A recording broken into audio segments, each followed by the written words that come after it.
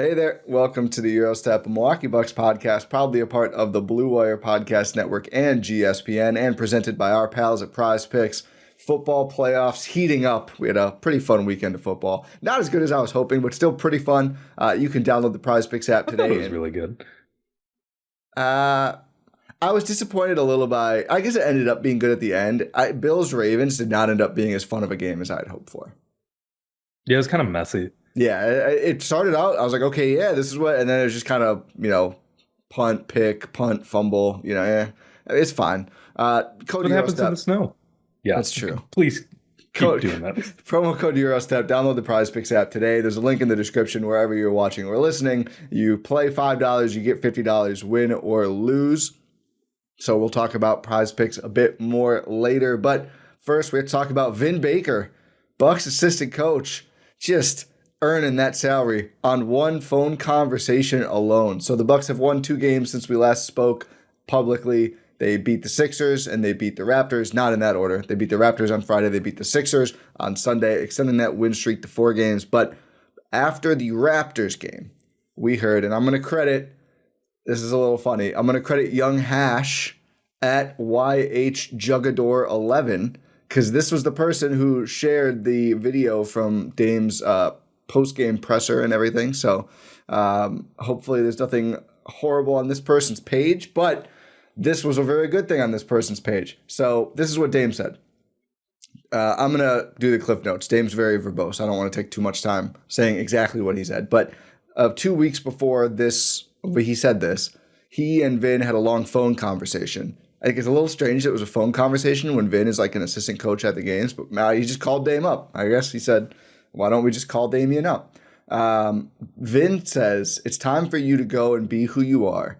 Don't worry about doing the right thing. You do the right thing, by default, the way you play. Go be Dame Lillard. And then Dame said, I knew because of the relationship we had that he wouldn't just be saying that, and it freed him. It allowed me to take off and go, and that's the only thing that's been different over these last 2 weeks. I think that watching Dame play that Sixers game, which he didn't even have a good game, he was missing a lot of his shots, but he stayed aggressive that whole game. I think this is exactly what the Milwaukee Bucks need, and maybe even this season more than ever, with Middleton's minutes reduced, and I think Brook Lopez another year older and everything else. The Bucks really do, post-Dame trade, they do need Dame to be Dame. And I think it's been time for Dame to not try and fit in and be like this, Rondo point guard half the time and not hunt out his shots and everything else. So I think this is great. I think this is exactly what the Bucks needed. I think we've seen some of Dame's best games as a Buck in these last couple of weeks since this phone conversation. So shout out to Vin Baker for saving the Milwaukee Bucks and hopefully leading to unlock the best version of this Dame and Giannis core. Yeah, I think we've reached a stretch now where we can see Damian Lillard play as a member of the Bucks, and he doesn't look like he's trying to fit out. I think he's talked about it more since, but it's more of like Dame is a member of this team. This is his team as well. It's not like a Giannis team that he's trying to fit into. This is a Dame and Giannis team.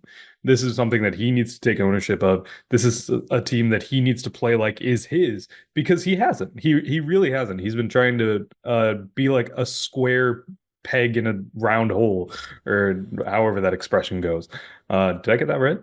Yeah. I think I did. Cool. Yeah. Let's go. It's a win for me. But you nailed it. Thank you. You need to be able to be your authentic self, otherwise nothing works, right? The entire reason the Bucks traded for Damian Lillard is for Damian Lillard to be Damian Lillard. Yeah, the NBA All-75 team guy is very much who they wanted. They did not want, a different flavor of Drew Holiday. No disrespect to Drew Holiday. Little. Maybe a little disrespect to Drew. They're going to be in the comments. They're going, Bucks fans don't respect their legends. I respect him. We could just move on. I don't even want to talk about Drew anymore. You trade a guy for a better guy, and suddenly it's the biggest disrespectful move any franchise has ever done. As if the Boston Celtics don't use up their point guards until their bodies are literally broken down and then ship them away when it's convenient. Anyway. Yeah. Isaiah Thomas, Marcus Smart. Good luck, Drew. Be careful. Don't play through anything for that franchise. It's Yeah. Yeah. Take care of yourself, Drew. Yeah. What was I saying? Yes. So Damian Lillard finally understanding. Thank you, Vin Baker. Finally understanding that, yes, this is I don't know what it took for it to click inside his head, but he's playing like it, right? It's not just we had this conversation. We're talking about a young hash. Shout out young hash. Shout out young hash, man. Fun. He was locked into that post-game presser. I try to catch him all. Sometimes I miss one. Friday night, young hash was tuned in. Yeah. Shout out young hash. It's just like saying young hash. Yeah, it's fun. Yeah, he's young playing like it too. Slasher. Young hash. But yeah, he's not just talking about it like, yeah, this is something I need to do. This is something I know I need. He's playing like it. He's owning it. This is, like you said, some of the best ball we've seen Damian Lillard play. He doesn't feel like he's trying to set Giannis up at all times. He doesn't feel like he's trying to play within the context of the team at all times, which for some players is bad. Yeah. Right? Like Taurean Prince. Sky hook. He took a sky hook. I've been talking about, Taurean Prince probably taking too many contested layups. Taurean Prince goes, hold my beer, Ty. Hold my AJ Green broken bat beer. I'm taking a sky hook. He's out of control. He's out of control, dude.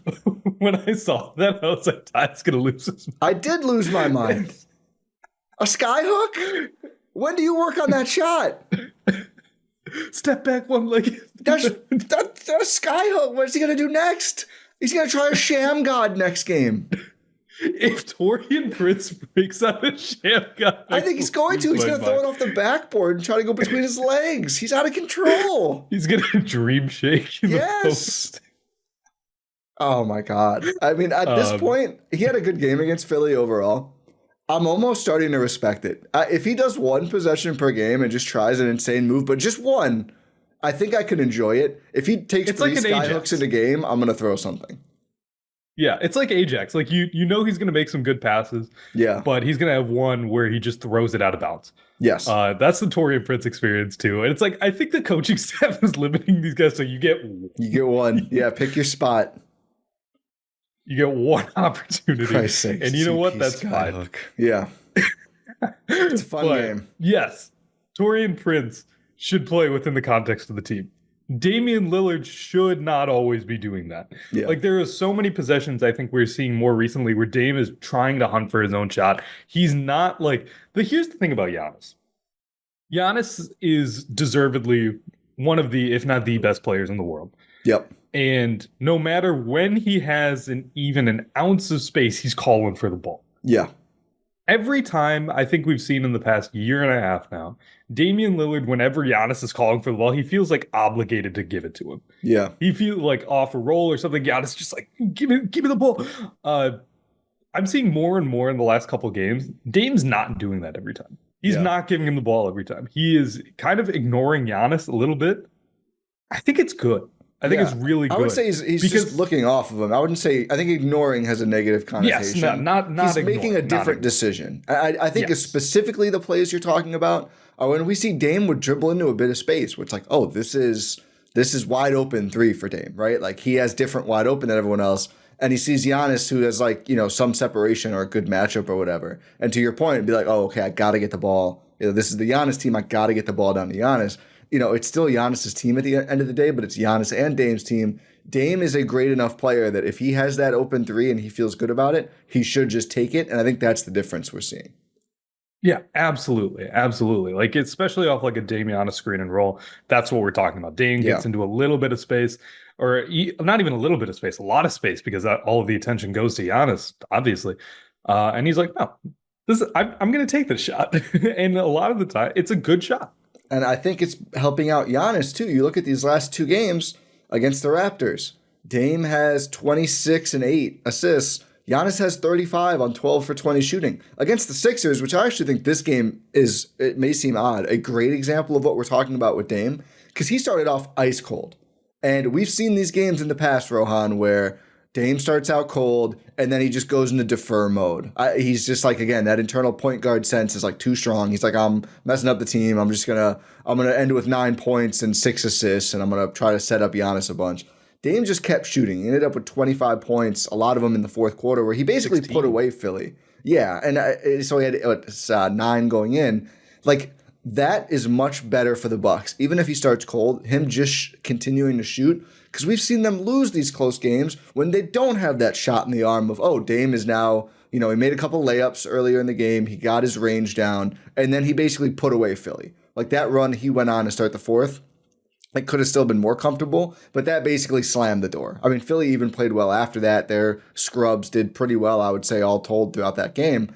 Dame slammed the door because he didn't stop shooting. But again, in that game, Dame not even effective for 3 of the 4 quarters, but this not even trying to set up Giannis, but that aggression opens up space by itself. Giannis has 34 on 76% shooting. He was 13 of 17. Like, we're not saying Dame should take all the shots and then Giannis should have 20 points. Like, there's enough touches for them both to dominate, and I think that's where we're settling with the team, and that's the best place it should be. Like, we like the ball movement, and we're not saying no ball movement. There should still be ball movement. The role players should still be involved, but this is not a, I'm trying to think of the right word, like, this is not a communism team where every player should have 8 shots. They're not the Bud Hawks. No, they're not the Bud Hawks. They're not, these other teams, that the Cavs maybe even, where they're like, oh, we have 4 guys who can all have 20. The Bucks really have 2 guys who should have high 20s, 30s, 40s, 50s, and then whoever else steps up and hits shots, like keep feeding those 60. Players. 60s. They both got the 60. Yeah.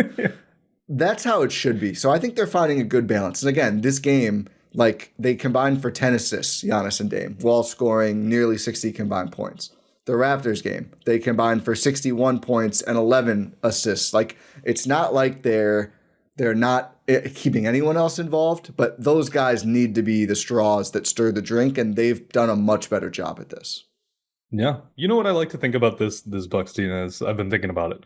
Like Giannis and Dame, like the last season and a half, they've kind of been like a penny farthing, where it's like just like a giant wheel and then like a small things. wheel. Yeah. No, I don't know. I'm lost again. You don't know what a penny farthing? I don't. Yeah, penny farthing is that weird bike thing where it's like a giant front wheel and then a small back wheel. Oh, okay. Yeah. That's what the Bucks were like, and Giannis was the big wheel, and then Dame was the small wheel. They need to be more like a bike. Yeah. It's like, okay. Why would you ride a penny farthing? What's the point? I don't know how they invented that first. You just do that. You're just doing it for attention. Because those are older, right? Those are older than true bikes, right? I think so. I think people still use penny farthing. What kind of an idiot, though? I mean, yeah, now, of course, it's just, you're a transport hipster. If I see someone riding a penny farthing, I'm going to push him over. It's like taking an air balloon somewhere. Like, oh, I hope there's no breeze. Like, we've done better. We don't need to do that anymore. But just ride a bike. Imagine the idiot, like, if they were invented first, and I feel like they're old-timey, so they probably were. What kind of moron was in the invention studio, like... Let's see. Do we want 2 wheels that are the same size? It makes a lot of sense to... No, let's do one giant one and one little one. What? Did they not have the technology to make the same size wheels? It makes no sense. It says it's large front wheel providing high speeds, owing it to traveling a large distance for every rotation of the wheel.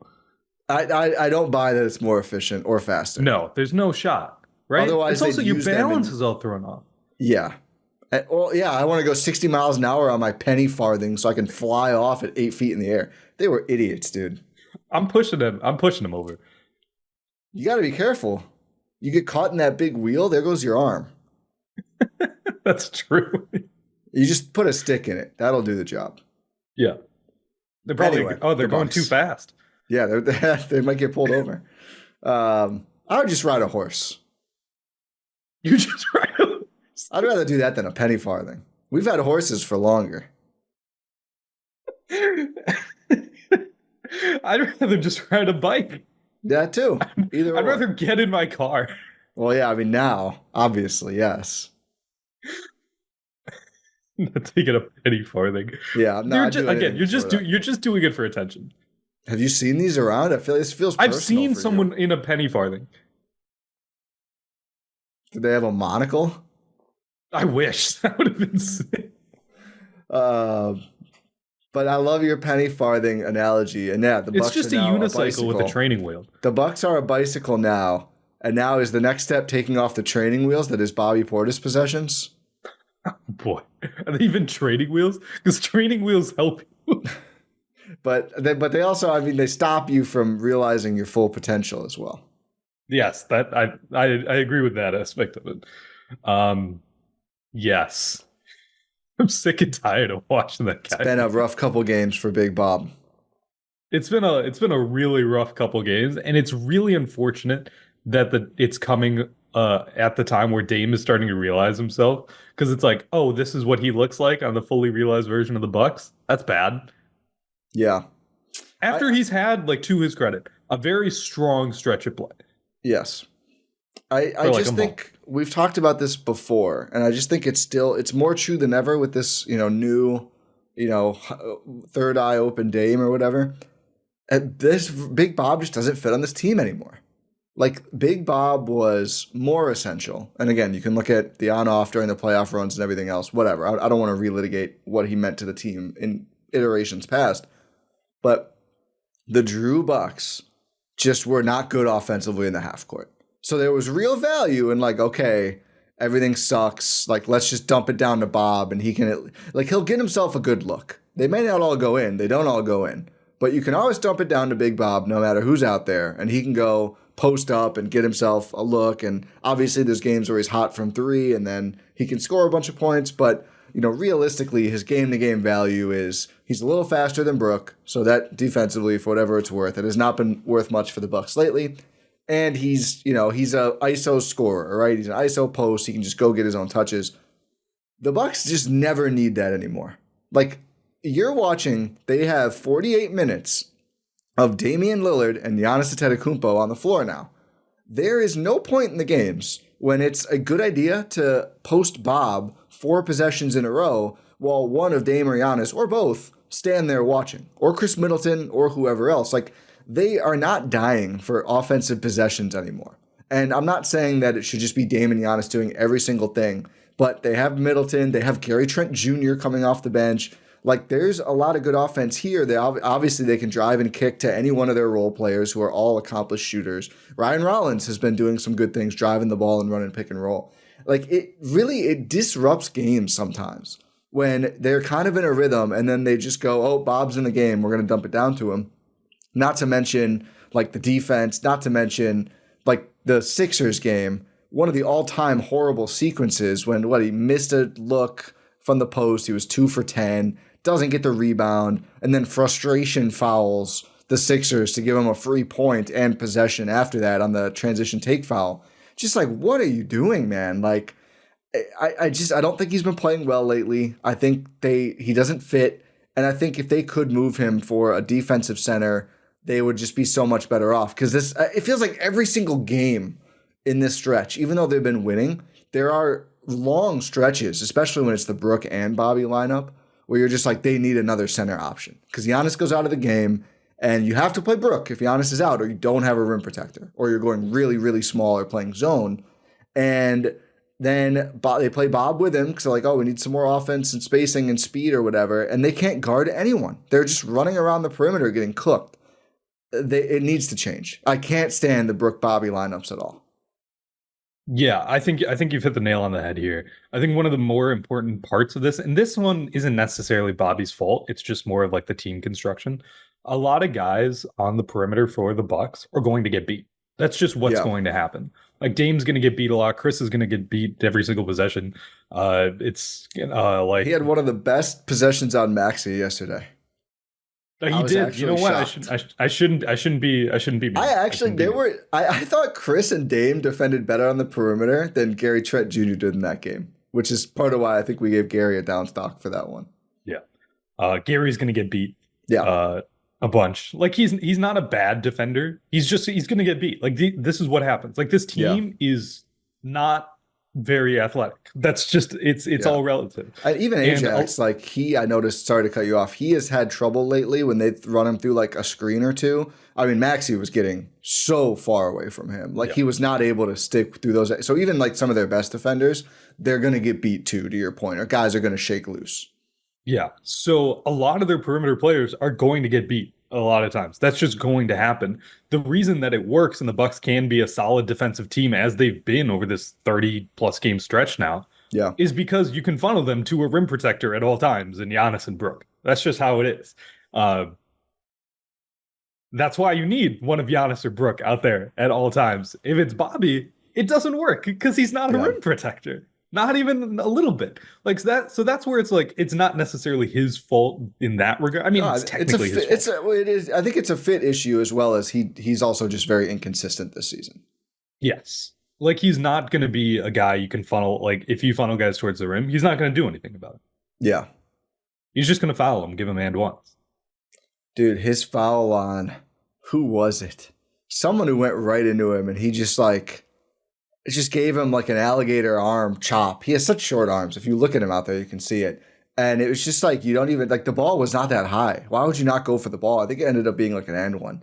Very, very frustrating. I don't remember who was driving. Maybe it was Oubre or someone like that. Maybe Eric Gordon. I think it was Gordon. I think it was Gordon. Who, again, like 35-year-old Eric Gordon. If there's anyone Bobby could get up and contest a shot up high and doesn't even bother. No. And it's a fit issue. It's not like a little bit of this is on Bobby as a player. Yeah. But it's a fit issue. Like he's a very productive player. He can be a very productive player. Some team is going to love him, but it's currently not the Bucks. They don't need an offensive weapon to be like a stopgap because they already have 3 of them. And they already have other guys off the bench who are guys who are going to at least somewhat hunt for their own shot, but do it in a more consistent team fashion, like Gary Trent Jr., like AJ Green. Those guys are going to get some shots up, but they're going to do it more in a team context because you don't have to be a complete isolation player because you have Giannis Antetokounmpo, Damian Lillard, Chris Middleton on your team.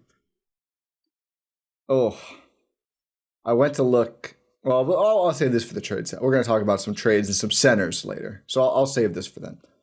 You mentioned earlier the Bucks defense. I looked us up today. Since the 2-8 start, the Bucks are 6th in the NBA on defense, 11th in the NBA on offense per defensive and offensive rating NBA stats, and 8th on net rating. 23-11 now since the 2-8 start, and I believe that is 24-11 when you factor in, the Cup game. All of their games against NBA teams. I actually don't know if I have this date. I thought it was a little better than this, but whatever. They've been a very good team on both ends, but not. You wouldn't look at a 4.6 net rating, 8th in the NBA, and say contender. I do think they need to optimize the rotation a little bit. I don't know where you're at. Like, I'm kind of over the Jimmy Butler thing. The more I hear about the Jimmy Butler thing, and I think we should also, as we talk about some of the key Bucks figures of recently, I think Chris has been quite good. I think that kind of helps too. Of the idea was more appealing when Chris was really struggling defensively and was not getting you anything offensively. Against Toronto, 4 of 6 from the field. He's starting to hit his threes as well. 5 assists in less than 24 minutes. A block and a steal, actually, in that game. And then against Philly, he's 5 for 10. Actually didn't hit the threes in that game, but 8 assists in less than 25 minutes. He continues to be really good for their offense, even if it doesn't always look the prettiest. I just don't know if again, you get off Bobby, I guess, in that trade, which is something we want to do, but it is tearing down quite a lot of your team for a malcontent. But anyway, we've talked enough Jimmy until something actually happens, I think. Yeah. I think I'm kind of off now too. Yeah. It's just the more things happen, it's like not gonna really be a thing. Yeah. Did you see the rumor that the Bucks might be more interested in Beal? I straight up don't believe it. I don't believe it either. I just don't. I don't. No, I think this front office has they have brain cells. Yeah. And they're just not. They're just not. Like, there's no good outcome for them. There's no, like, he doesn't help this team. No. And he doesn't help this team in the future with his contract. Like, he's a detriment to this team. We went back and forth on the Jimmy Butler aspect of it when he, at least fit-wise, on court when he's trying, that kind of fit, I think is a much cleaner fit, right? Of, like, the defensive wing who can, still give you a lot offensively. I still think, like, relatively healthy versions, Chris Middleton's probably the best fit of the 3 players, which is why he's still on the Bucks. But Beal just makes no sense. He's just a worse Dame.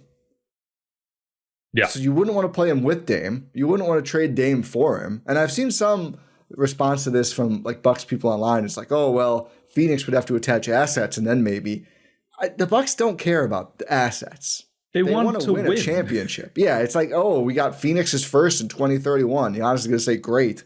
enjoy that and the picks you get for me now that we're hoarding assets when we have a chance to win a title. Like, it's not how they operate. It's not how they should operate. And Phoenix assets suck.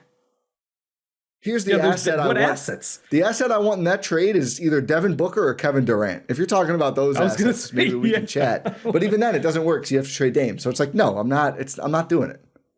Or Grayson, bring my son home. I mean, you have to trade Brook Lopez too to get. You got that big deal. Grayson profited. Oh, you just become the Phoenix Suns at that point. Yeah, which no one with wants. Giannis and they don't want to be the Phoenix Suns. No, they do. They do not want to be the Phoenix Suns right now. So no, I don't think that's happening. Not gonna happen. No, I don't think so either. Yeah. Any other on-court stuff that has stood out to you? I've got probably one or two more quick things, and I don't know if you wanted anything else on Chris or just whatever else has been happening in these two games. Yeah, I think Chris has solidified himself as a guy who's going to come off the bench. I think I don't necessarily see a world in which he becomes a starter in the near future. I don't know what your take on that is. I don't see why not. I mean, we're talking about Taurean Prince here. Yeah, like I don't see him as a defensive stopper. Yeah. You're true. You don't bench Kareem, but I don't look at TP and I'm like, they need his defense in that lineup. It's not like a they need TP thing. It's like they need to maximize Chris Middleton's minutes. Like, I think he's reached a point. Like, I know his minutes are up.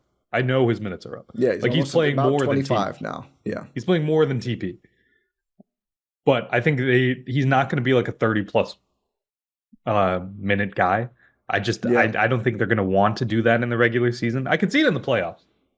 I'm just saying in the next month or so, I still don't think he's going to be a starter. Yeah, I think it might. I think if he does go back, it'll probably take a bit. I agree with that. I'd say maybe like March or something. Yeah, maybe even late March too. Because I think the problem is if you I don't know if you want to give a starter a bunch of games off, and I do think they're going to need to find rest games for Chris and probably Damian Giannis in that March stretch where we talked about. They basically don't have 2 straight off days for almost all of March, basically a full month from March 5th on. So that might make it a little tricky, but I don't know. I actually feel like their spot starters this season have done very good jobs. Yeah. So maybe. But yeah, I do think this role is working for him. And to your point, I think the best reason for Chris to become like this Manu player at this stage of his career, I don't think it's the best case scenario for Chris and the Bucks in 2025.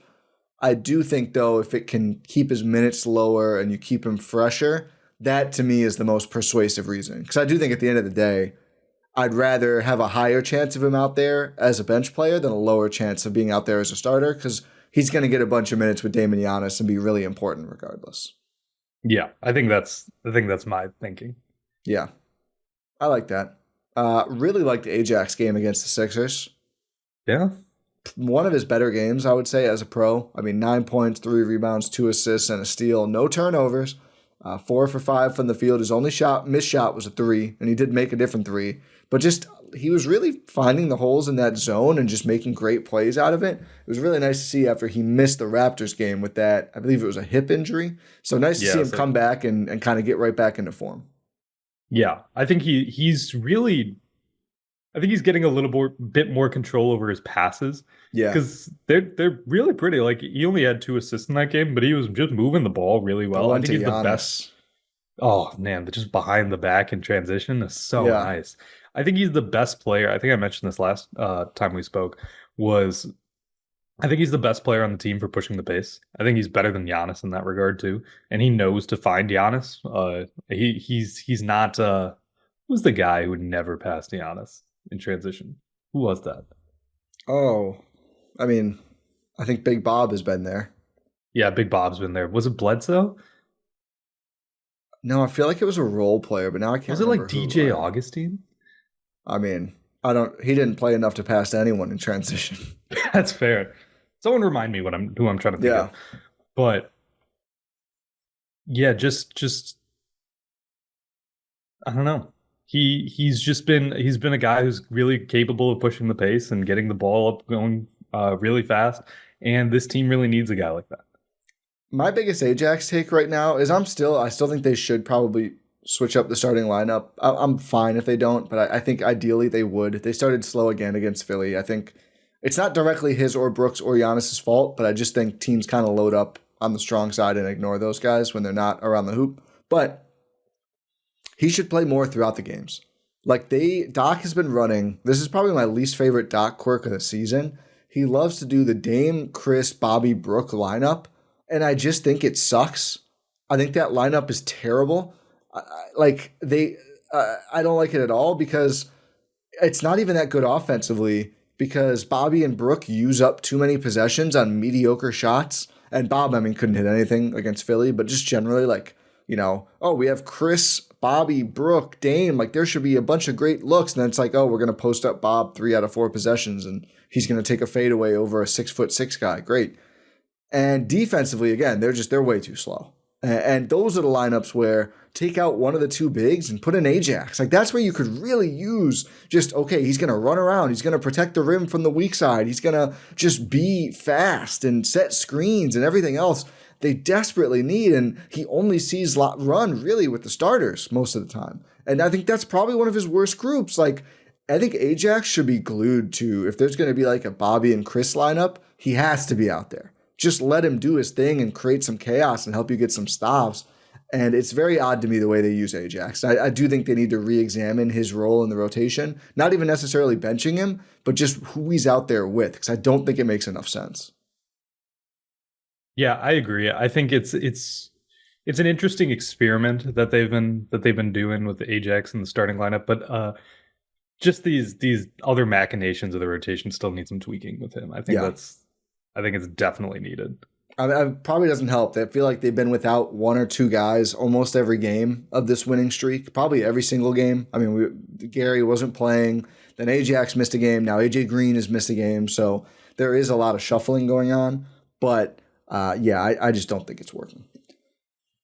Speaking of working, we're going to talk about the trade deadline, some big man options, including a new one, kind of spicy report in a second. But first, I want to talk again about our friends at PrizePicks, where you can use code Eurostep to get $50 when you play $5 when you download the app. There's more than 10 million members right now. All you do is pick more or less on at least two players for a shot to win up to 1,000 times your cash. It's playoff time, and Rohan, I took a loss on my PrizePicks yesterday. But honestly, it kind of made me feel good because I got all my basketball projections right. I got all my football projections wrong. So at least I know one ball. I know round ball. I don't know oblong ball, apparently. But I said, you know what?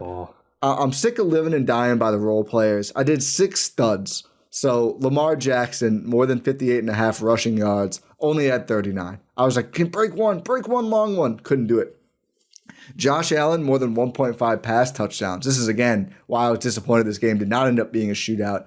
Buffalo just ran the ball too well. He ran it in instead. Derrick Henry, more than 17.5 fantasy score. Fumble didn't help me there. Maybe a drop I'm thinking of, but he only had 14.4, so he did not get there either. Again, I thought a little more from King Henry in this game, so football 0 for 3. Basketball, on the other hand, Damian Lillard, more than 24 points. I'm watching first half, I'm like, no shot, no way, I'm cooked. Ends with 25, so not bad, pretty good there. Backdoor reached the projection from Dame.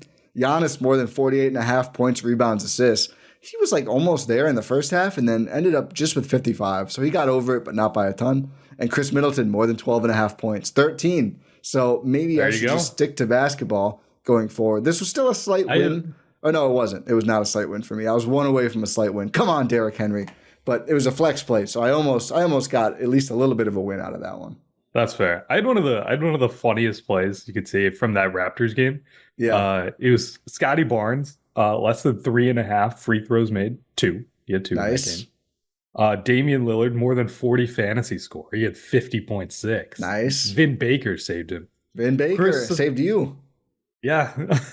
Chris Middleton, more than 4 field goals made. He had 4. Okay. So that's a lot. We don't mind a push, yeah. And then Giannis, less than 12 field goals made. I was like, the Raptors are just going to be just annihilating him. Yeah. He had 12. Okay, wow. Double push. That's a win. So you ended up what, 2 for 2? 2 for 2. I don't think I've ever seen that before. Wow. I know. Well, that's a nice one. I should have let you go versus my football failings. But there's more football going on. Actually, another basketball league has started up, women's basketball league, and I saw that's on PrizePicks too. I was having some fun with that as well. Oh, nice. A lot of pace in that league, so be ready for the projections there. Might get pretty high now.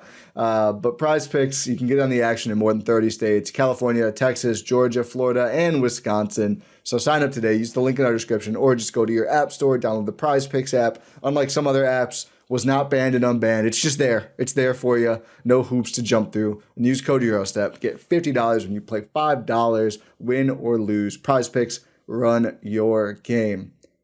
Okay, it's still trade season. People say, oh, you know what? Nobody actually says, oh, I don't like trade talk. We all like it, even if we pretend like we don't. So Daniel Gafford has been added to the trade mix. Apparently the Mavericks are sick of Daniel Gafford.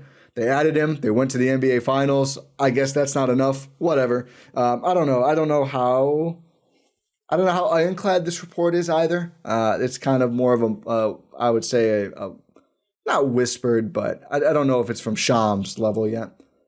The reason I sighed earlier in the pod, Gaff makes $800K-ish more than Bobby Portis. So with the second apron, the Bucks could not swap Portis for Gafford straight up. I think there's constructions there, though, that are very interesting because we know, maybe the only team we know had interest in Portis. Remember the failed Grant Williams, Bobby Portis deal that ended up being the PJ Washington deal. So there's potential here. If it would basically be the same construct as like the Jimmy trade, if the Bucks dump Pat Seoff in the same deal, they could bring back Gafford, but that is probably a little tricky. I don't know. The Pistons are good. That complicates things a little bit. But what do you think about Gafford, and should the Bucks go after him if he is available? I mean, I think if you can get like a buy low type of big man, it's like he's probably the best available buy low kind of guy. If the Mavericks truly are sick of him, which I don't know if I necessarily agree with that. Yeah. I think it's more like teams are just trying to see what's going on with Daniel Gafford. Yeah. Like he hasn't had as good of a season with the Mavs as it was last year, obviously, but I just don't think they'd be willing to move on just yet. He is shooting 70% from the field, averaging 11 points and 6 boards per game, plus 1.2 assists, which is not bad for a center. But I think they're finally starting Lively over him. So it's the Lively emergence. Plays into it, yeah. Lively also shooting 70% from the field, Jesus, averaging 2.6 assists. So yeah, Lively has been, I think he's probably better last year, and he's certainly been better this season. You know what's crazy about Derek Lively? For the longest time, I thought he was like a small center. I thought he was like 6'9". No, that's why he's so good. He's like 6'11", right? I think he's 7+. Wow, he moves like a 6'9" small That's center. The thing, yeah. That's the thing about him. He moves. People, okay, and also people have taken it too far. They're like, he's young Giannis. No, he's not. No, I mean, come on. Like come on. Just like let him be who he is. Don't try to make him into something he's not. He's a very good young player in his own right. But Daniel Gafford, I think, I don't know. I don't know really. Because he's kind of like a weird fit. He's a little bit smaller. He's not going to I don't know, is he going to be a good rim protector for this Bucks team? Is he going to be able to handle a lot of that? I know he's more of a switchable guy. Yeah. So he's not necessarily like going to be a park in the paint type guy like Brook or Giannis. Is that bad or good for this team? That's what I don't know. Yeah, I don't think it's like a slam dunk, especially when now you're getting into, are we sending assets to Dallas? Are we sending assets to someone to take Pat C's deal? I actually don't think this is likely. I just think it just feels like a lot to add Daniel Gafford, who I think is a fine basketball player. But I think, if you could find like, oh, we could add, a center we think is 75% is good for Marjan Beauchamp straight up, then I think Occam's razor comes into play, and you're just like, yeah, let's make the simpler move. Like, I don't know if you want to send 2 players and assets out to bring back Daniel Gafford. No, I think that's where it kind of starts and ends with Daniel Gafford, right? Yeah. He's a good player. He's a productive player. I don't necessarily know if he's going to be an amazing fit with this team, and the trade is a little too difficult. I also think the Nick Richards excitement from Phoenix, like, I want to temper the expectations for whoever the Bucks bring in, because unlike Phoenix, they're not going to be the only center on the roster who's any good. Like, we assume Brook Lopez is still going to be here. It's going to be a complimentary player. Richards, his first game, 29.5 minutes, 22 points, 11 boards, an assist, and a steal, and they were great in his minutes. You know, there's not going to be that much runway for this player on the Bucks. To me, it really is more of a role player, just filling in when, again, Brook is not keeping up or he's getting stretched off. I mean, Pete Nance was giving Brook Lopez a really hard time in this game. That's problematic. Pete Nance is probably the 51st best stretch big in the NBA. Like, he's like the third best Nance. Yeah, I mean, that's a great way of putting it too. So I do think the Bucks need to find this player, but I don't think it's not going to be as important to their team as Nick Richards is to the Suns, because they had two horrible centers. Mason Plumlee and Nurkic have been awful. Like, Brook has not been that bad. He's been a matchup problem. He's also had some very good minutes. Like, the Suns would have killed to have him instead of those two guys. Oh my goodness. They would have traded for or even Bobby Lopez at a heartbeat. Yeah. Like, Bobby has been much better. I mean, he can't defend, but guess what? Neither can Yusuf Nurkic. At least Bobby has some upside offensively. So it's not the same situation there, although I think Richards would have been a great Buck too. So let's talk other centers. Is there anyone on my list or outside of it that we haven't talked much about that you would be excited about getting? Excited is a strong word when it comes to these kind of guys, right? Like, I think the big target was Nick Richards, right? Yes. Who was unfortunately gone. Feeling vindicated about it, though, I will say, based on the way he's played. Yeah. I mean, there was a little bit of right after the trade, like, Hornets fans were happy he's gone and low IQ. And I'm just like, I feel like you could say the same about Gafford. You could say the same about PJ Washington. Like, these guys look different when they're not in Charlotte, when they're on real teams, when they're, you know, the fifth guy by far and not one of the top three guys on the floor. So, yeah, I think Richards would have been a good get, but it is what it is. Yeah, I think probably from this list, which again, you can find the full article at gspn.info. Subscribe, $8 a month. You have access to the entire thing. We're going to talk about some guys here. You also get commercial-free feeds. You also get exclusive GSPN After Dark podcasts. Yeah, we drafted our favorite video games, me, Jordan, and Andrew, and that was really fun. It's a good time. It's a good time at GSPN After Dark. Yeah.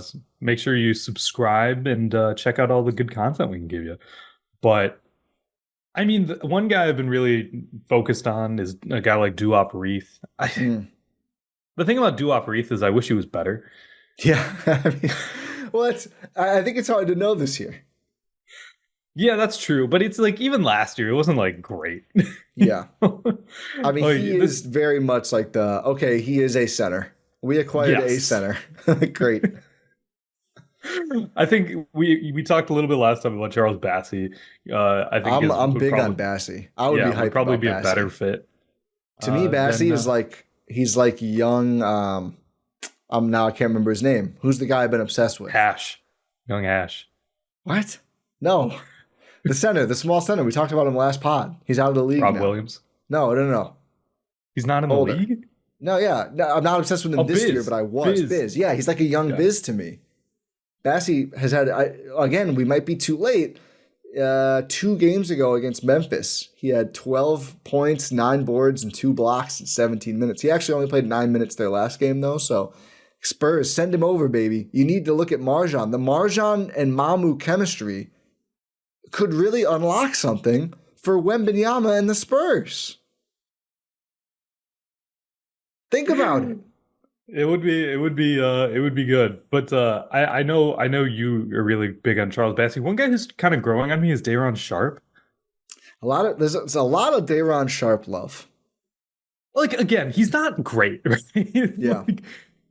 I think he's better than Duop Reith. I think he's more capable of being like in a bigger role on this team. Yeah. Than compared to his role on the Nets, I will say. I really like his athleticism and his rebounding. That's the thing. Yes. That's the thing. Like, he's a guy who's going to leap out of the gym to go get you a rebound.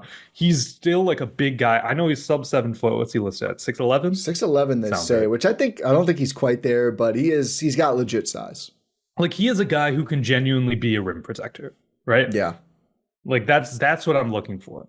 I mean, rebounds wise, has averaged at least 13 boards per 36 his whole career. 14.2 is the cumulative average. Obviously, it's a little unfair to do per 36 when you're just not playing that much, but he grabs a lot of rebounds. He was at a little bit below 2 blocks per 36 this year. That's actually down a little bit, but his assist numbers, he's been at 3 assists per 36 for a couple of years too. Like, he's got a solidly above 1 assist to turnover ratio. That's pretty good for a big too. The one thing he doesn't do is shoot. Well, he does. It's been problematic. He's taking 1 3 per game this season and shooting 11% on them. You'd have to imagine if he comes to Milwaukee, they're just kind of like, hey, don't do that anymore, please. No, we don't.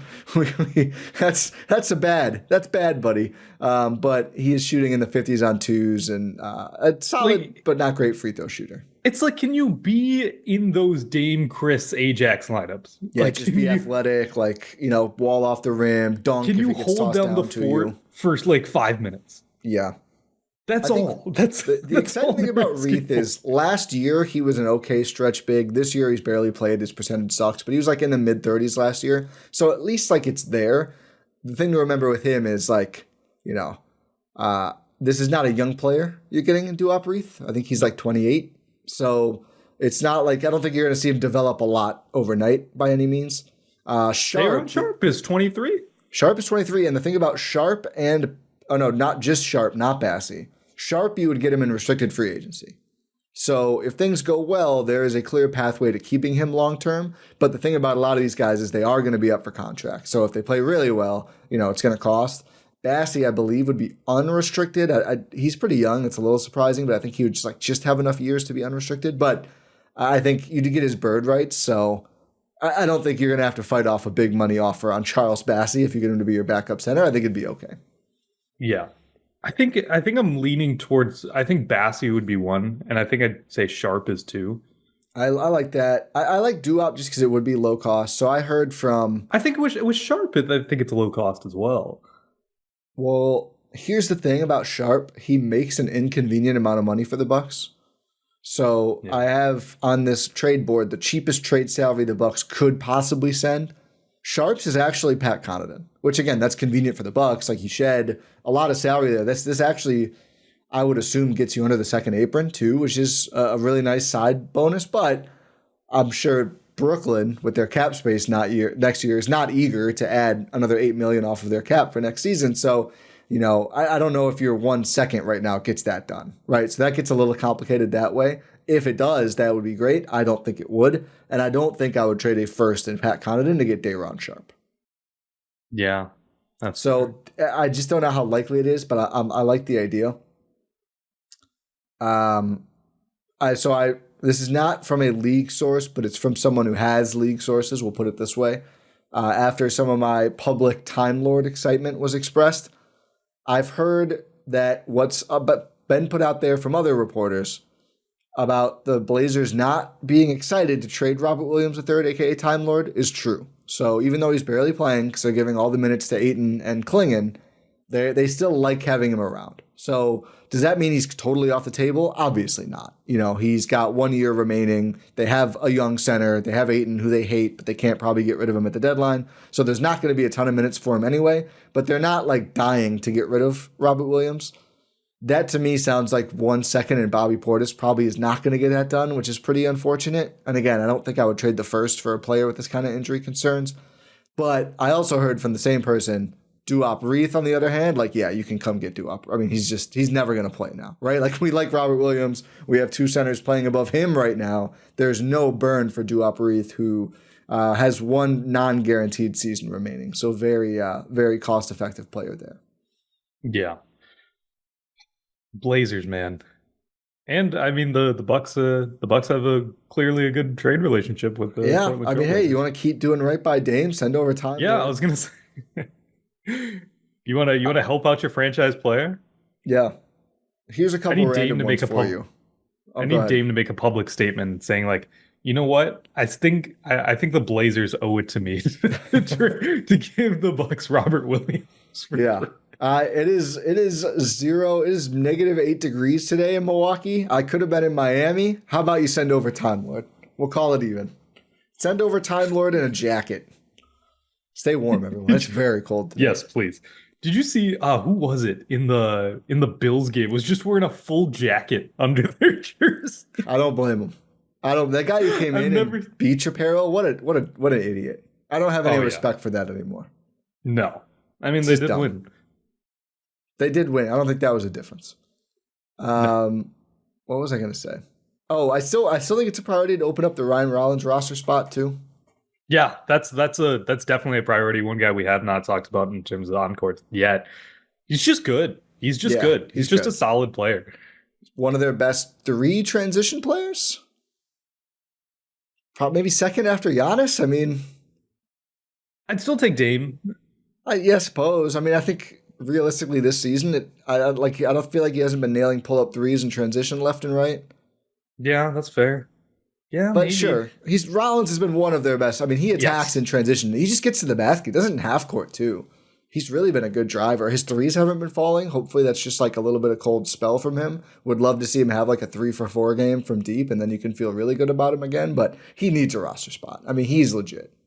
Yeah, absolutely. Got to start. Looked pretty good with Ajax out. The unit looked pretty good, but was back I was to the bench. surprised that it was gonna be Ryan Rollins in that Well, switch. no but AJ also- Green, so it was going to be him or Trent.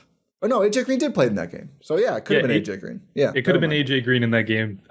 Did Trent play in that game? Yeah, he did. Yeah, I was thinking of I don't know what I was thinking of. But I was kind of surprised that it was Ryan Rollins in that role. But I Yeah. wasn't mad at it. yeah. We said we didn't think he would start because they like to stagger him with Dame, but I mean he is in some ways kind of like a fusion of Green and of Ajax. Obviously not as good of a shooter as AJ, and at least not as athletic as Ajax. I wouldn't say comfortably which of those two is a better defender. I think Rollins is very good, but he had issues with Davion Mitchell, which is not great. That's not a great player to have issues with guarding. I mean, Mitchell's a good driver, but shouldn't look that good. But they need to clear a roster spot for him. This is the difficulty. So I think we would both like to see Bobby Portis traded at the trade deadline. I think that could open up a lot for the Bucks. A lot of the centers we're looking at, or big men or whatever, are not making Bobby Portis money, so it wouldn't require Portis. So let's put Time Lord aside for now. I would be excited about that. You're not a big Chris Boucher guy. That's one of the prime, like 10 million salary, a little less than Bobby. There's just no upside. Yeah, I mean, he's a stretch I just big. don't think there's. He's more athletic. No, I mean in general, that dude's like 33 or something. Yeah, How old actually is he? I think he's 31. I was joking. He's 32. Wow. He's just a 6'9", 32-year-old that's just way too skinny.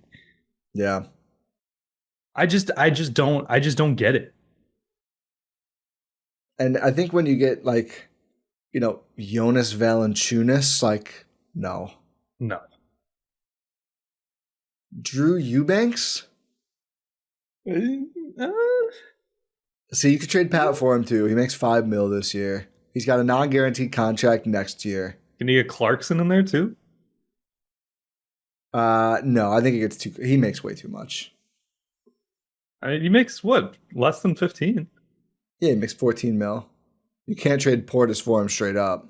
No, you do You're saying Clarkson a and 2-for-1? Eubanks for like Pat and Bobby, yeah. I don't think you could do that. That's lame. I don't know if that clears the apron. I'd have to run the numbers.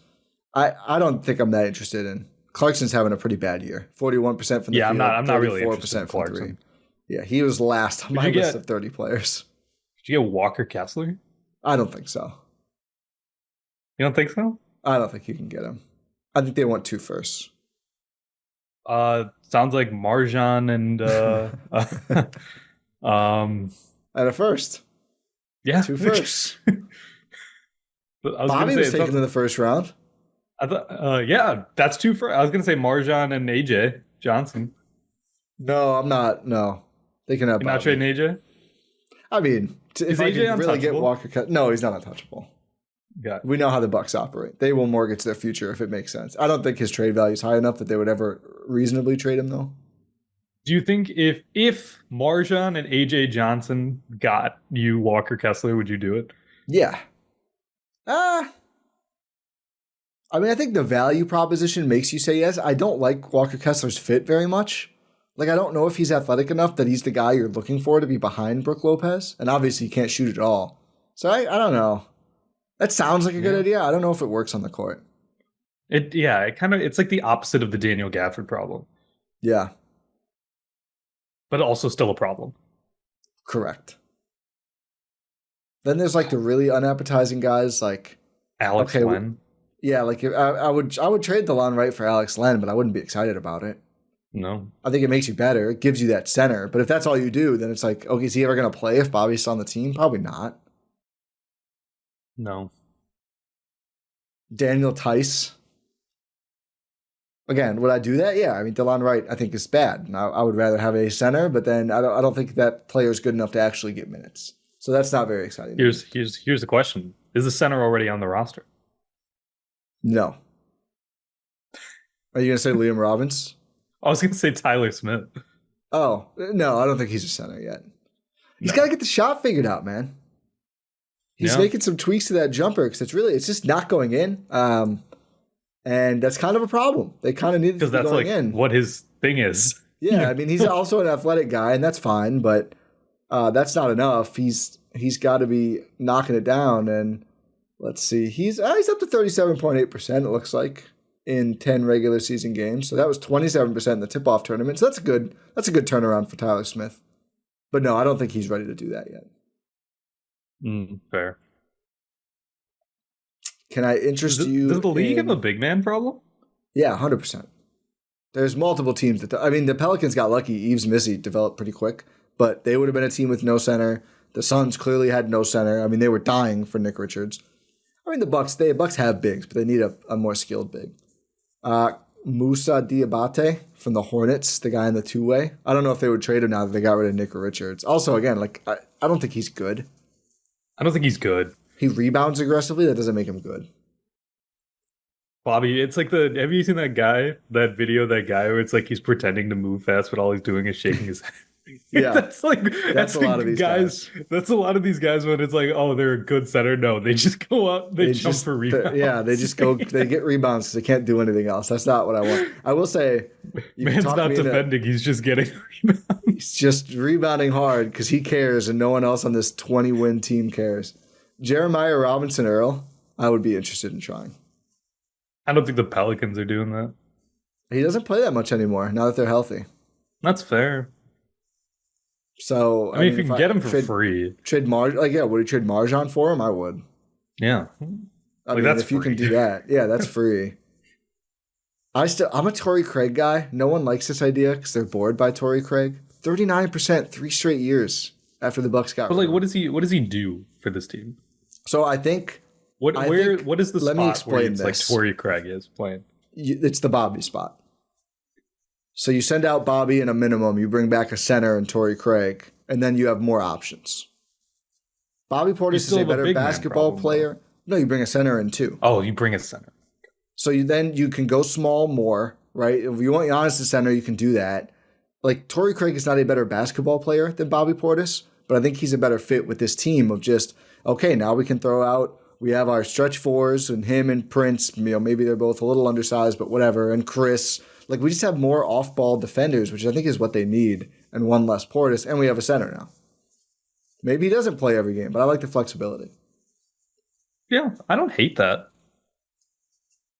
Like, if you traded... He's like a playable version of Chris Livingston. Yeah, which maybe Chris Livingston is too. That's the thing. If you're just like, I'd rather see more young guys and maybe CL than Torrey Craig, fine, but...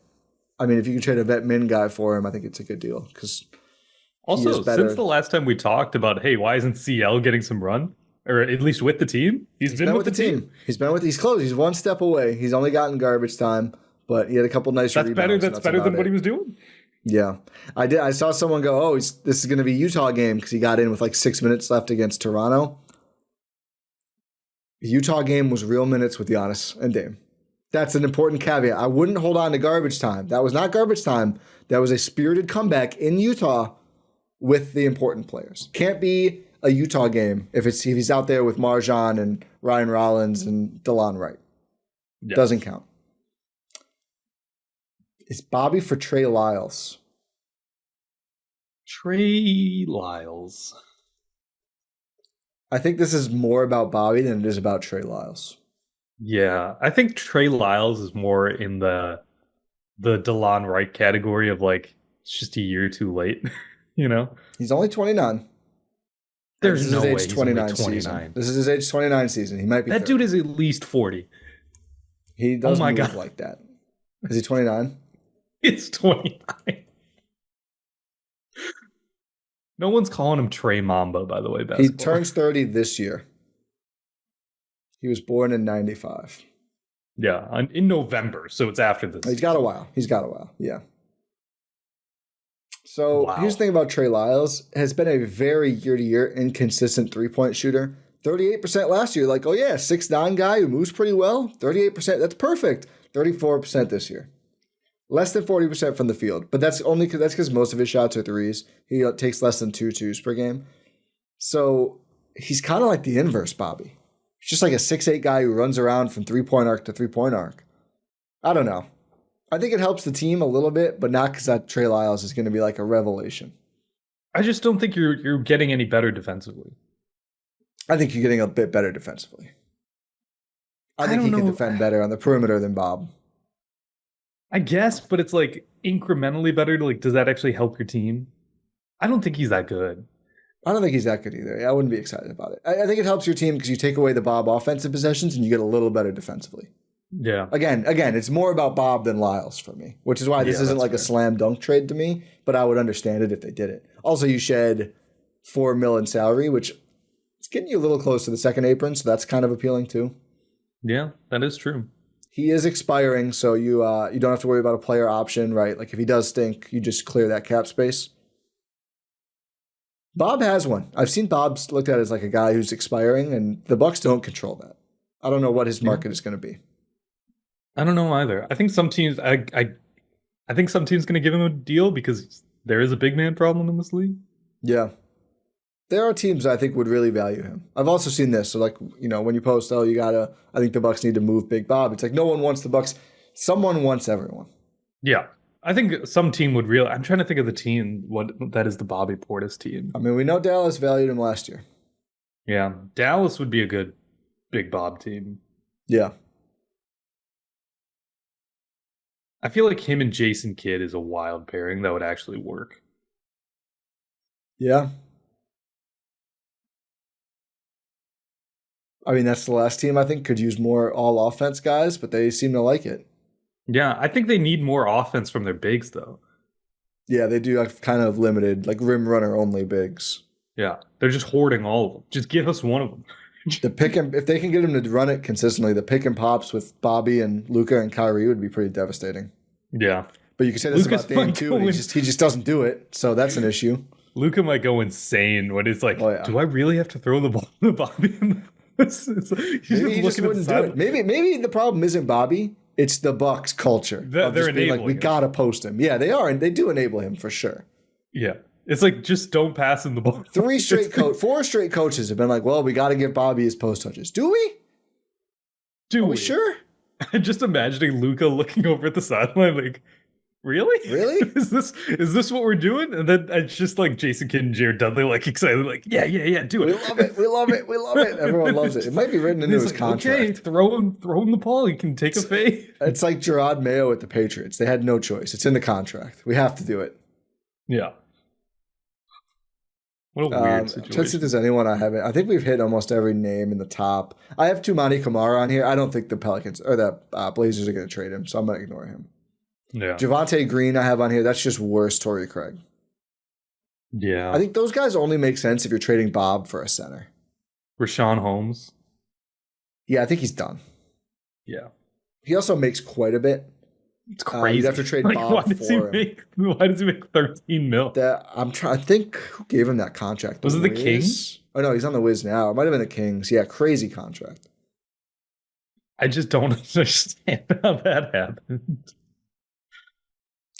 You could get different Bobby Portis and John Collins, but it will cost you Chris Middleton. So different Bobby Portis. I mean, that's what that You're is. not wrong. That's a different flavor of Bob. Oh man, Nick Richards really was the guy, wasn't he? Yeah, he made a lot of sense. I might But have to comb through for more centers. I think we need more center options. yeah, we might. Like a center you could trade Bob for. Nick Richards is not Nick Richards. Daniel Gafford, it's just a little tough. Yeah. A little tough at that salary. Same with like Clint Capella is always available, also older, and again, 22 million is just too much money.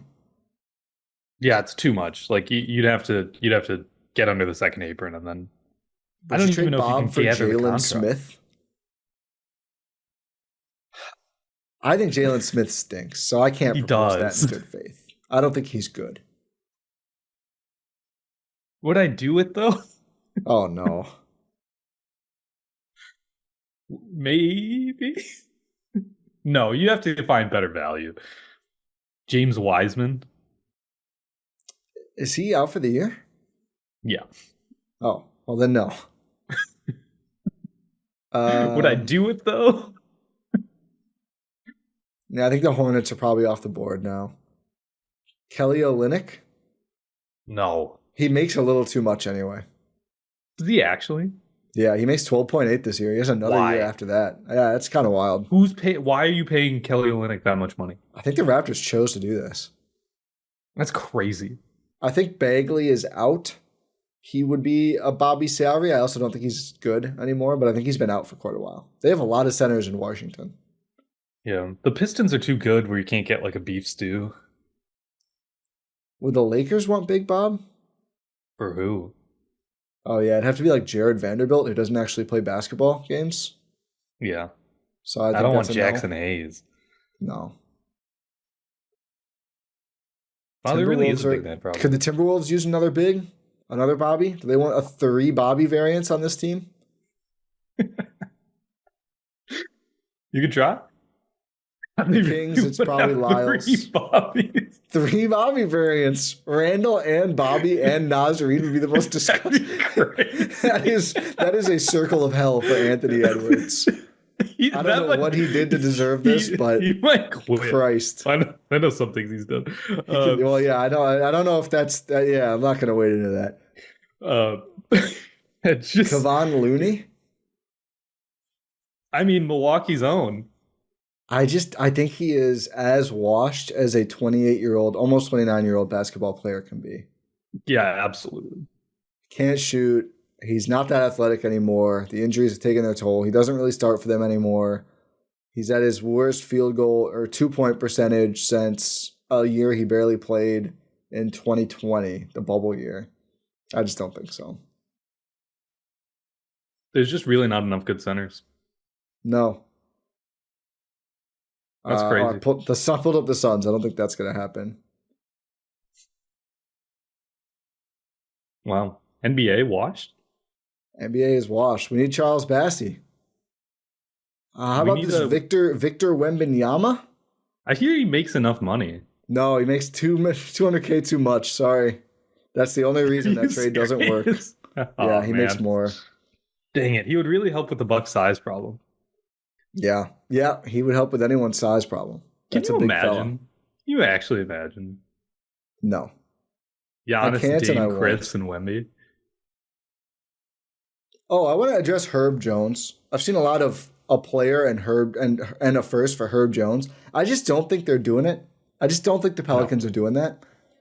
He also has big injury concerns too. That wouldn't stop me, but he does. And he makes more than Bob. So you can't do Bob and a first for Herb Jones. And outside of that, I think it just gets too complicated. And I just think they say no. He's very cost controlled. Again, not quite cost controlled enough, but very cost controlled. I don't think they're getting rid of him. No, I don't think so either. I think you would need to blow the Pelicans away with a trade offer, and the Pelicans know because they have all the Bucks picks that you can't do. Yeah. You can't do. I mean, I'm sure they'd take one more, but I don't think it works. I don't think that makes sense. I think they could get a center from the Blazers, the Spurs, maybe the Jazz, maybe the Pels. I think it's going to be probably a West team or the Nets. Do the Nets want to help Noah Clowney move you? Is he a center? I don't know if he's good enough. Also, he's at I don't think he's good enough. He's at a weird salary number too, where to get Noah Clowney, you'd have to send Pat, which again, that's great for the Bucks, but I assume that would just be unwieldily expensive for the Bucks to shed $6 million in salary and salary next year for Noah Clowney. Yeah, I just don't think he's good enough. 36% from three. Yeah, but it's like I'm not giving up the first to get Noah Clowney, and I just don't think the Nets are like eager to take 1 second-round pick to get off your Pat Connaughton. And again, I'm not saying Pat needs to be traded, but that's how they would look at it. They're not excited to add $8 million next year for PC. Would you trade PC for or Bobby, I guess, for Cody Martin? No. Yeah, I don't think so. I don't think that's the position the Bucks really need any help. No. And if you did want one of those guys, again, I'd go get Javonte Green or Torrey Craig for less. Cody Martin's a pretty good defender, has not shot the ball well, though. And yeah, I like... Could you get Andre Drummond? Ooh. Didn't consider him. Him and his double nose rings did not play last night. $5 million this year. So it'd have to be Pat or Bobby. Let's see. I don't know if the Sixers could take Bob for him. They'd have to be Pat, right? Because the Sixers are going... at some point, they have to realize they're not doing anything. I think they've realized that. I think they'd sat out guys who didn't actually need to sit out in that game. I think they're aware. They have a top... I think they need to be top 6 for their pick to stay with them. 6. Otherwise, it goes to the Thunder. Yep. This says that doesn't work either. Dang. Pat for Drummond. They signed him $5 million, not minimum, so it's difficult. Yabusele is a minimum guy who might be available, but again, he's not a true center. I don't really think that's... I'd take Yabu. I would take him, but I don't know if the Sixers are going to want to do the Bucks any favors, and he's not exactly what I think they need. I would take him too, but they might get a better offer for him. Yeah, and they just might want to keep him. That too. I think the Kello Ware dream is dead. He's starting with Bam now. He's played really well. Yeah, too late. So that, even though I do think the Bucks would have the upper hand in a trade, the Heat are just not going to. They're not going to give up Jimmy and Kello Ware in a trade. So that also, I think, makes that trade less likely. Yeah, he's just too good. Yeah. Which hurts even more. Dude, I feel good about us, though. A lot of the centers we wanted the Bucks to steal suddenly are playing pretty damn well. Bassey, I'm telling you, get Charles Bassey. He's going to break out in the next month if they don't trade for him. Or Day'Ron Sharpe. So, I like those two guys. Yeah.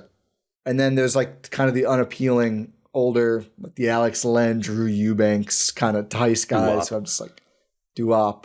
Duop's not as old as those guys, at least. Alex Len being in the league still to me is... It's crazy. He's been in the league like 12 years, dude. Just plotting the whole time.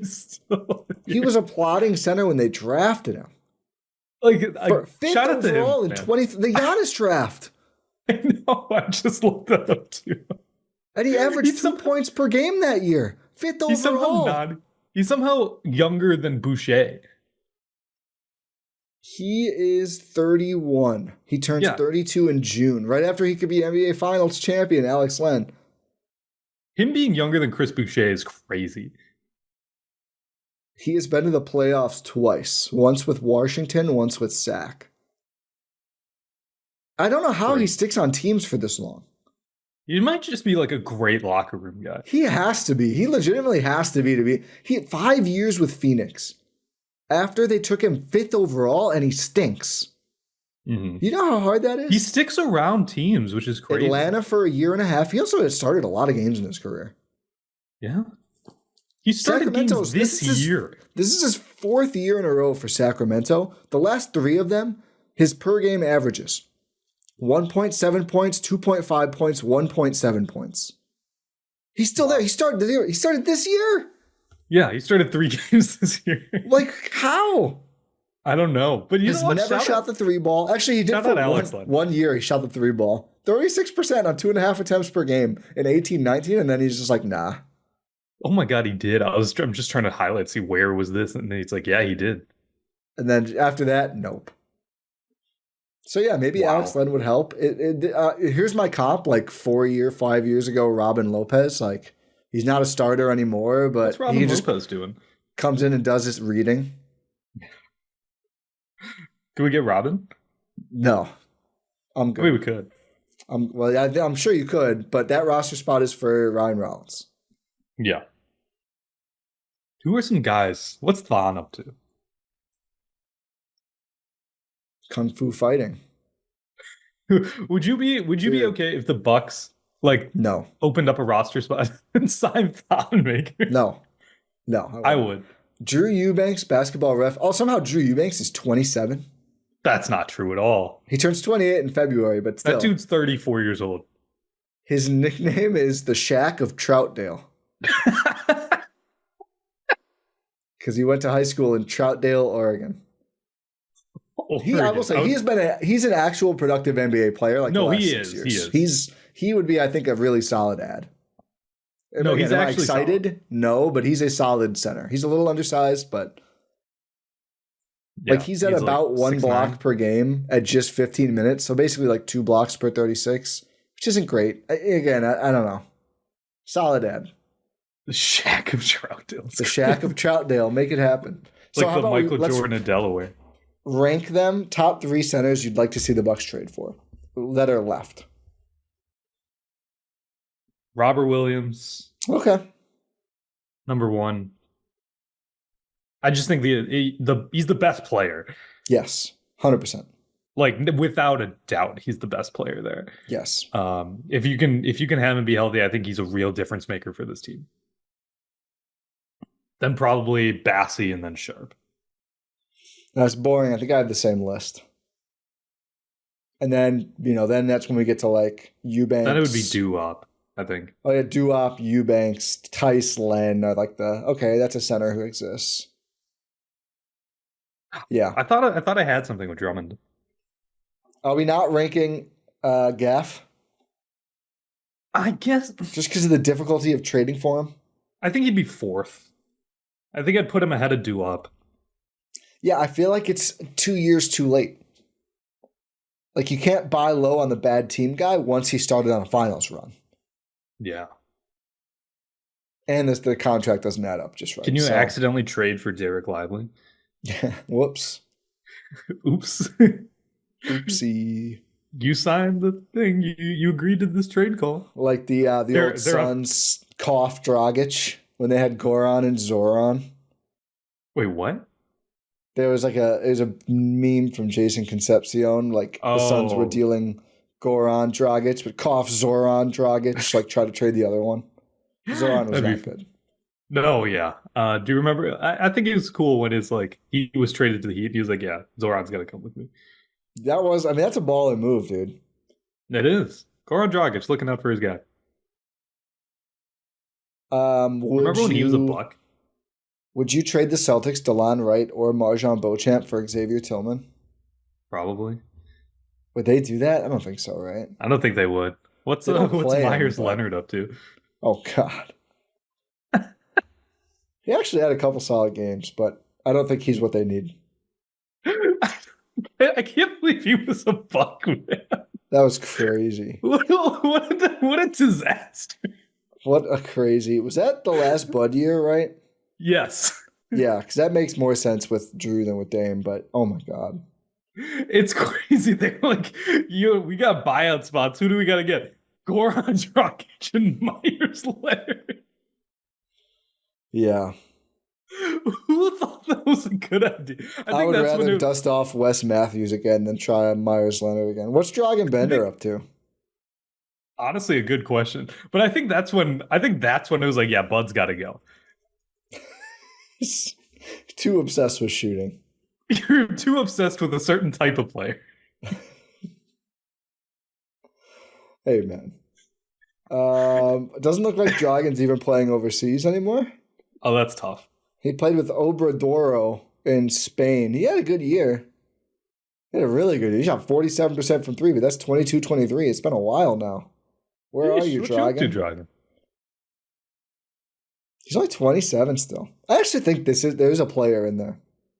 I think so too. Yeah, what's he up to?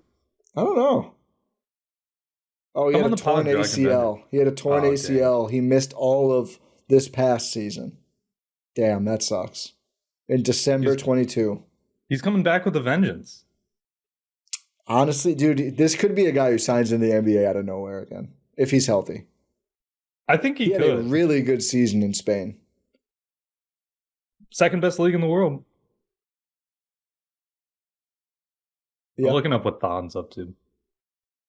That's how you know it's time to end the pod. Dude's a solid 7-footer, man. He is a 7-footer. I don't know about the solid part. He's in the G League. Is he really? Yeah. He's with Rio Grande. Oh, how's he doing? I don't know. 2 games. 2 games. 13 and 11 in those 2 games. I'm telling you. 11, 2, 2, 1. I'm telling you, man. He's back, baby. Let me confirm this. But you got to clear 2 roster spots. I mean, that's Marjan and Delon. I know, but I don't know how you get them. The G League stat site still does not work, so I cannot confirm those numbers. But his Wikipedia says he's with Rio Grande. No, B-Ball Ref says it's the B-Ball Ref gave me the stats, so. But there's only 2 log games. I'm telling you, he's back. Oh, the G League put out videos about him. See, Catching he's back. up with Thon Maker. He's back. He's back, baby. Fox 5 Vegas did a thing on. He's on the same team as Mac McClung, apparently. Oh, nice. I thought Mac could be an NBA player too. I didn't really think so. A little more tepid, yeah. Yeah, 2 games. 2 games. Real GM has the same. So 17.3 points, 11 boards. Oh no, this is saying 5 boards. No. That's less fun. Hey, last year he was named tournament top 5 in the Basketball Champions League Asia as his team was hope. I would sure hope he could be the top 5 in that. No, because his team won the Asian Continental Championship for the 3rd year in a row. For the 3rd time. Again, I would hope. He was the inaugural WASL MVP award winner, which is the FIBA West Asia Super League. Is this selling me? I mean, I think the fact that he's actually back in the G League and being like productive is a really good sign. The G League definitely means more. Yes. That's what I'm saying. I'm being genuine when I say that. Okay. Like he's playing in the actual G League. Yes, that's good. That's good. Let's see more than 2 games, but that's a good start. I'm surprised there hasn't been more noise about this. I'm not. I'm going to make sure there is noise. I'm going to make sure that happens. That's my goal for the next few weeks. It's a good goal. I mean, you can you can share G League clips. Tag G League TV. They might share them. They love G League. They love G League. I'm trying to see who else was up for the FIBA West Asia Super League history books. G League TV. They love G League. I don't know why that's killing me. That's what they do. I mean, they just get excited about it. The Don's team fell just short last season. Manama got him 67-59. Mm. So that's why they waited to do MVP until this year. Oh, okay. So yeah. Who else is on this Masti team? Rashed knocked down the free throws with 28.5 seconds left. Sheesh. Oh, Jeremy Evans, Sir Dominic Pointer. Oh, see, there we go. Whoa. Sir Dom. Sir Dom and Jeremy Evans are out there. Those are names. Like, we know who they are. But Rashed set the pace with 18 points. He was the step ahead player of the game. Step ahead player of the game. Okay. That's enough. I'm trying to find who else was in this top 5. The link was broken when I tried to click on it. Oh, it is. Yeah. They're hiding the evidence. Oh, okay. Well, I think at this point, when we're getting into Nafi Mashriki territory, it's time to wrap it up. Yep. Imagine if Nafi was in the top 5, dude. I would have lost my mind. I would have lost it. I would have lost your Don Maker stock, too. Hey, nowhere. That's just no. How big's Nafi? Can Nafi be the dude? Cannot jump. They cannot trade Big Bob for a guy who can jump even less.